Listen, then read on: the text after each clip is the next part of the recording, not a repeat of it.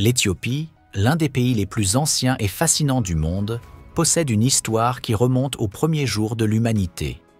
Ses paysages montagneux époustouflants, ses forêts tropicales luxuriantes, ses vastes lacs et ses déserts énigmatiques ne sont que quelques-unes des merveilles qui attendent les visiteurs. Le pays offre une identité culturelle riche et unique, où les tribus préservent de nombreuses coutumes et traditions ancestrales. Il possède également une variété impressionnante de sites historiques remarquables, notamment des églises situées dans des lieux inattendus et des villes dynamiques en pleine modernisation. L'Éthiopie se distingue comme le seul pays africain qui n'a jamais été colonisé par des puissances occidentales, préservant ainsi un patrimoine culturel unique qui a évolué à travers des royaumes et des empires. Située dans la Corne de l'Afrique, une région stratégique au nord-est du continent, l'Éthiopie partage des frontières avec plusieurs pays de la région. Cette situation privilégiée fait de l'Éthiopie un point de connexion crucial entre le Moyen-Orient et l'Afrique. Avec une extension territoriale de plus d'1 million de kilomètres carrés, l'Éthiopie est le 27e plus grand pays du monde en termes de superficie. Avec une population de plus de 123 millions d'habitants, elle est le deuxième pays le plus peuplé d'Afrique, après le Nigeria. L'Éthiopie est un pays d'une immense diversité, avec plus de 80 langues et plus de 200 dialectes.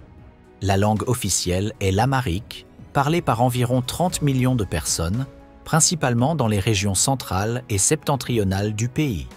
Cette langue sémitique possède son propre alphabet. La population éthiopienne est composée d'une grande variété de groupes ethniques, de traditions et de festivités, reflétant sa diversité culturelle et sa profonde spiritualité. L'une des festivités les plus marquantes est l'Épiphanie orthodoxe, célébrée en janvier, qui commémore le baptême de Jésus-Christ dans le Jourdain. Pendant cette fête, les communautés se rassemblent pour des processions colorées, des danses et des cérémonies religieuses traditionnelles, remplissant les rues de joie et de dévotion. L'Éthiopie est également imprégnée de traditions culturelles uniques, telles que la cérémonie du café, où la préparation et le service du café sont effectués avec un grand faste et un rituel. Ces traditions et festivités font partie intégrante de l'identité éthiopienne, transmettant l'histoire, les valeurs et l'essence de son peuple à travers les générations. Au milieu de la riche tapisserie culturelle de l'Éthiopie, des communautés intrigantes se distinguent, telles que les tribus Mursi et Surma, connues pour leurs coutumes et modes de vie distinctifs. Dans ces communautés, les femmes pratiquent l'insertion de plateaux labiaux, une ancienne tradition impliquant le placement progressif de disques en bois ou en argile dans les lèvres. Bien que cette pratique puisse sembler inhabituelle pour certains, elle est un symbole de beauté et de statut dans ces cultures. Cependant, il est important de noter que ces pratiques ne représentent pas toutes les femmes éthiopiennes. Beaucoup sont considérées comme extraordinairement belles, soulignées par l'effet de la couleur et de l'éclat de leur peau en combinaison avec des tissus africains vibrants et colorés, imprimés de motifs natifs. Pour les hommes, l'habit traditionnel comprend une tunique en coton, connue sous le nom de chama, portée sur les épaules, et une chemise à manches courtes populaire dans certaines régions du pays. Ces vêtements reflètent les diverses manières dont les hommes et les femmes expriment leur identité et se rapportent à la vie quotidienne dans leur communauté. En plus de sa riche culture, l'Éthiopie abrite l'une des merveilles architecturales les plus impressionnantes du monde. Les églises de Lalibela, la deuxième ville la plus sainte du pays. Ce site du patrimoine mondial de l'UNESCO abrite un groupe d'églises taillées directement dans la roche. La construction de ces églises a commencé il y a environ 800 ans sous le règne du roi Lalibela, qui, selon la légende, a été inspiré par une vision céleste et a ordonné leur construction comme une nouvelle Jérusalem dans son royaume. Aujourd'hui, Lalibela reste un lieu de culte important pour la communauté orthodoxe éthiopienne. Ces églises sont non seulement un témoignage du glorieux passé de l'Éthiopie, mais aussi un symbole de persévérance et de dévotion qui continue d'inspirer les visiteurs du monde entier. En plus des églises de Lalibela, situées au milieu du désert, se trouve l'impressionnante église d'Abuna Yematagu, taillée dans les falaises de la région du Tigré. S'élevant à une altitude de plus de 2500 mètres, cette église monolithique est à la fois une merveille architecturale et spirituelle. Construite au 5e siècle, sa construction défie l'imagination car elle est accessible par un chemin escarpé et une ascension difficile, témoignant de la dévotion et de l'ingéniosité des fidèles de la région.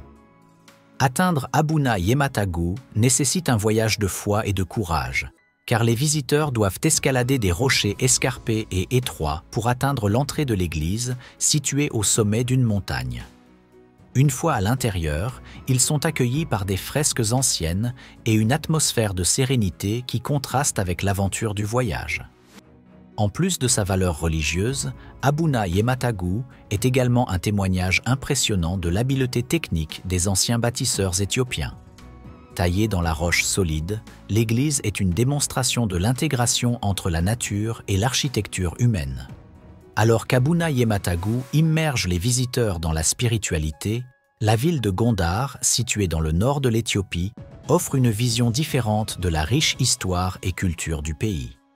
Gondar a été la capitale de l'Empire éthiopien au XVIIe et XVIIIe siècle, et son héritage architectural résonne encore dans ses imposants châteaux, construits par les empereurs de l'époque. Ces structures en pierre, avec leurs tours et leurs créneaux, transportent les visiteurs à une époque de grandeur et de pouvoir royal. En plus des châteaux, Gondar abrite des églises ornées, d'anciens monastères et des bains thermaux, tous témoins du riche patrimoine culturel du pays. Une autre destination impressionnante en Éthiopie est le parc national des montagnes du Simien. Ce site du patrimoine mondial de l'UNESCO, situé au nord du pays, est un paradis pour les amoureux de la nature et les aventuriers. Surnommées le toit de l'Afrique, les montagnes du Simien sont célèbres pour leurs paysages dramatiques, leurs pics acérés et leurs profondes gorges, créant un cadre spectaculaire à explorer pour les visiteurs. À proximité, toujours dans la région nord, se trouve l'ancien royaume d'Aksum, l'une des plus anciennes civilisations du monde et une étape marquante dans l'histoire de l'Afrique. Le royaume d'Aksum a prospéré entre le 1er et le 7e siècle après Jésus-Christ, exerçant une grande influence sur la région de la mer Rouge. Connu pour sa richesse, son pouvoir et sa sophistication, Aksum est célèbre pour ses stèles monolithiques, des obélisques en pierre qui témoignent de la splendeur de cette ancienne civilisation. Ces structures en pierre, avec leurs tours et créneaux, transportent les visiteurs dans une époque de grandeur et de pouvoir royal. En plus des châteaux, Gondar abrite des églises ornées, d'anciens monastères et des bains thermaux, tous témoins du riche patrimoine culturel du pays. La région nord-est de l'Éthiopie offre une expérience unique et surréaliste. Connue comme l'une des zones les plus chaudes et les plus inhospitalières du monde, la dépression de Danakil se distingue par ses étendues de sel blanc scintillant, ses volcans actifs et ses paysages désertiques qui semblent provenir d'une autre planète. Les visiteurs peuvent assister à des phénomènes naturels impressionnants, tels que des lacs d'acide en ébullition et des sources chaudes aux couleurs vives. Près de cette région se trouve la zone d'Afar, où en 1974 a été découvert le fossile d'un hominidé surnommé Lucy, qui vivait il y a environ 3 200 000 ans. Des scientifiques de l'université de Cambridge en Angleterre affirment que Lucy avait la capacité de se tenir aussi droite que les humains modernes, faisant d'elle une découverte cruciale pour la paléoanthropologie. L'Éthiopie est l'une des plus anciennes régions du monde avec une occupation humaine, considérée comme indépendante depuis les temps anciens. Tout au long de son histoire, elle a été gouvernée par divers royaumes qui ont exercé une influence politique, économique et culturelle significative dans la région. Avec une population chrétienne importante, l'Éthiopie a résisté aux influences de l'islam pratiquées dans les nations voisines.